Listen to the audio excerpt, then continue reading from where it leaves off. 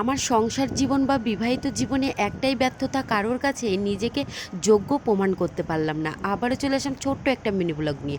কারণ তোরা মিনি ব্লগগুলো দেখতে ভীষণ ভালোবাসো। ছোটোবেলা থেকে অনেক আশা ছিল যে মা বাবার জন্য কিছু করব, কিন্তু হঠাৎ করে এইভাবে বিয়ে করার পরে মা বাবার কোনো স্বপ্নই পূরণ করতে পারিনি। বাকি তো রইল আমার শ্বশুরবাড়ির লোকজন।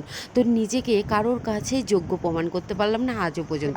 এক সাইডে আমি মাংস বসিয়ে দিয়েছি, বাড়িতে ননদরা এসেছে, আর অন্য পাশে এই তো আমার শাশুড়ি মা মাছটা কিন্তু কেটে নিচ্ছে। আর মাছটা এনেছিল আমার শ্বশুরমশাই সকালবেলা বাজার থেকে। বাড়িতে যেহেতু অনেক লোকজন এসেছে, তাই বড় সাইজের কিন্তু একটা কাতলা মাছ এনেছে। তো সেই সকালবেলা থেকে সংসারের সমস্ত কাজকর্মের দায়িত্বটাই নিজেকে সামলাতে হয়। যারা একটা বাড়ির একটা বউ, তাদেরই হয়তো সংসারের কাজকর্মের দায়িত্বটা অনেক কিন্তু বেশি থাকে। যারা কিন্তু ২-৩ জন রয়েছে একসঙ্গে, তাদের হয়তো চাপটা একটু কমই আছে, যে এই কাজটা করলেও অন্য কেউ কিন্তু অন্য কাজটা কিন্তু করে নেয়। তো যাই হোক, এই তো এখানে কাতলা মাছগুলো ভাজা কমপ্লিট হয়ে মাছের ঝোলটাও কিন্তু রান্না করা হয়ে গেছে। আর এদিকে হচ্ছে গ্যাসে কিন্তু এখনও আমার মাংসটা রান্না করা হয়নি।